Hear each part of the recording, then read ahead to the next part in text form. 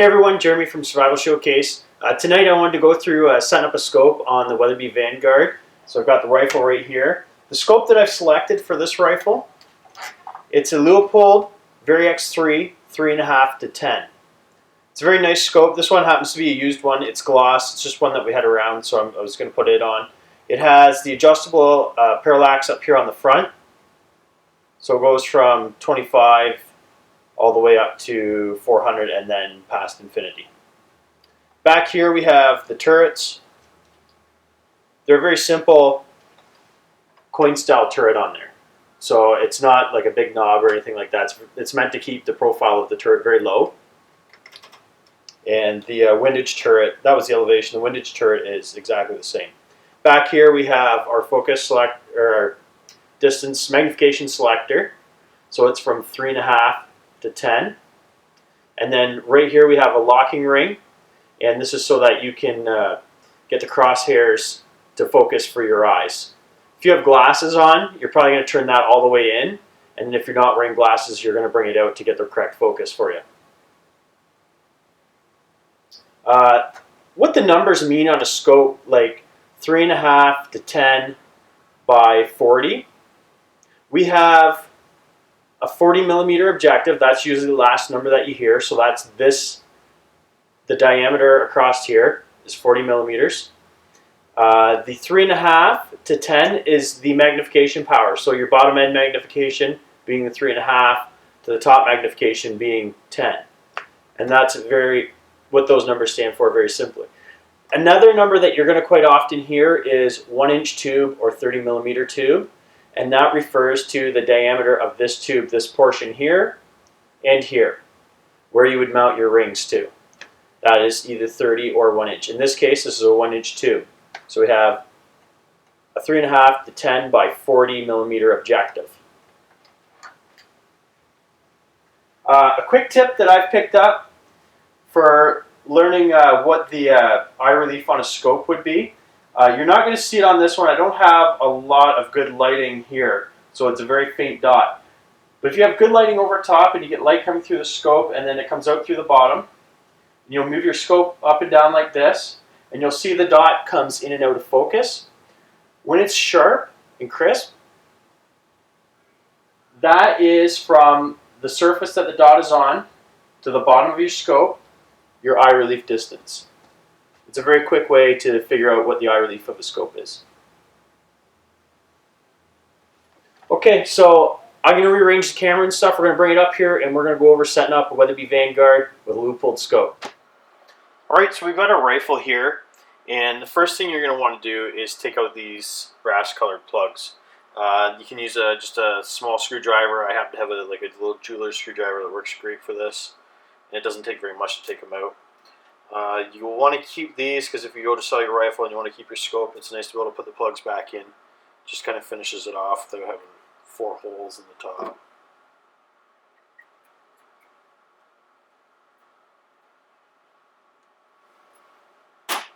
So once you get those out, then you can start thinking about your rings. These are the rings here that we're using. It's a Vanguard lightweight mounts.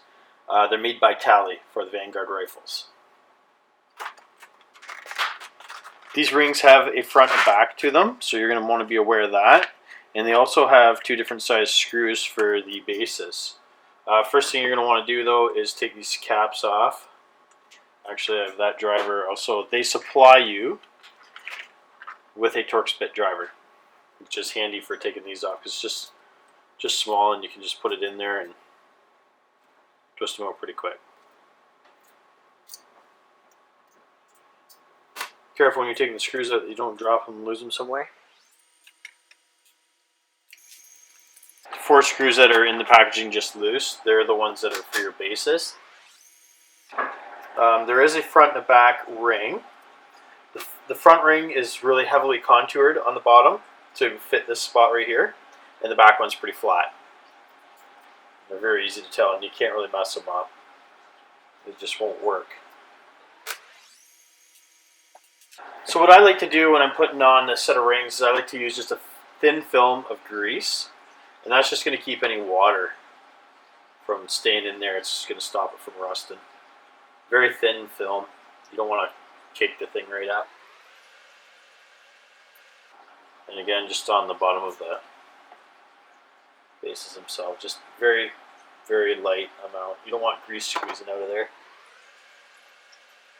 Just enough so they're covered. For this rifle and the scope that I'm using, we're going to be turning the bases so that the ring portion is towards the center of the receiver. And you're going to find, for the bases, the two shortest screws are going to be for the front. And that is because the contour is this shallow.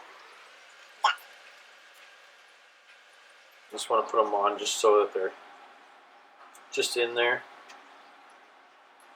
but not tight yet.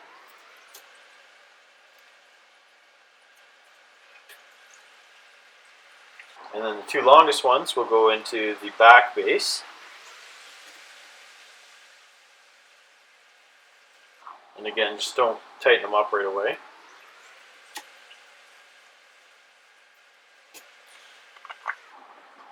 Anybody who's working on firearms quite a bit, it's a really good idea to have one of these. It's the Wheeler Fat Wrench, and the FAT stands for Firearms Accurizing Tool.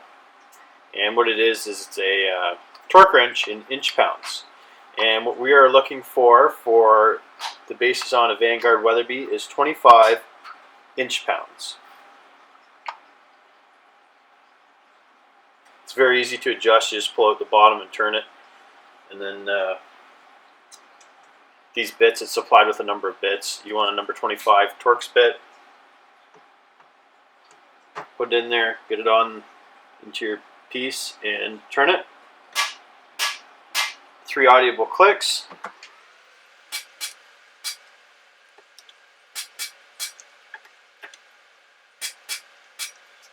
Each screw has 25 inch-pounds of torque on it, and it's consistent. It's ready to go. That's going to make sure that it doesn't loosen off on the gun. You don't have too much pressure on the front or the back of the base.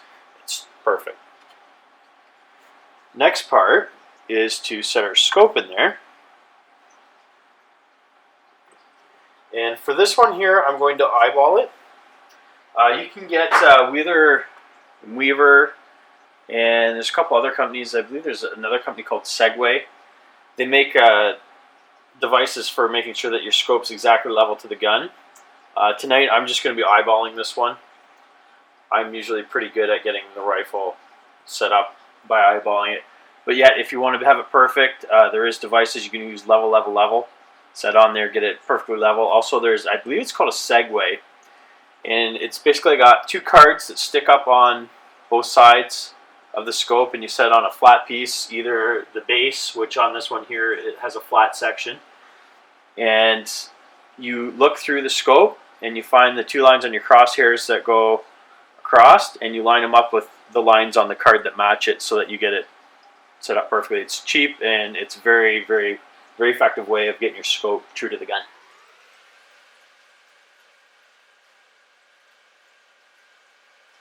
And again, once I get this on there, I will pick the rifle up and I'll look through it and see how it looks as well.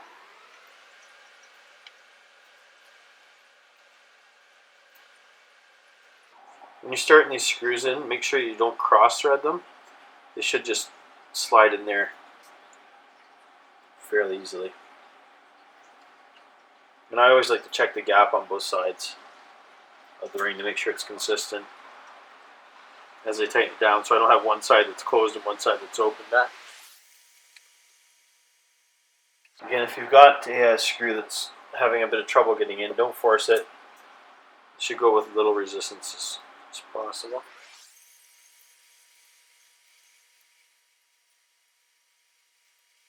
Once you get all those screws in, and you're happy with how it looks, then you're going to take your fat wrench again, and you're going to set it up to 30 inch-pounds.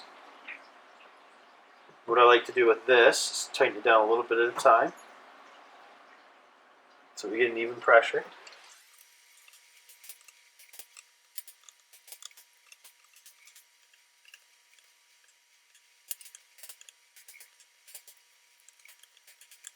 Now each screw up on top has exactly 30 inch-pounds on it, and it's consistent everywhere across each mounting surface.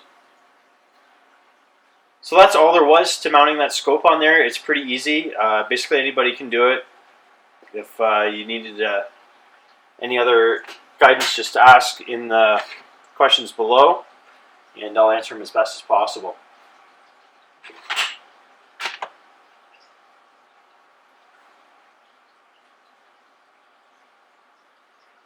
Also, I should mention at this point, you would want to pick up the rifle and look through it and see how if it holds true for you. If it's tilted one way or the other a little more, you might want to adjust it back. But again, you can use a level or one of the other devices that I mentioned before to get the scope true to the gun. Thanks a lot, guys.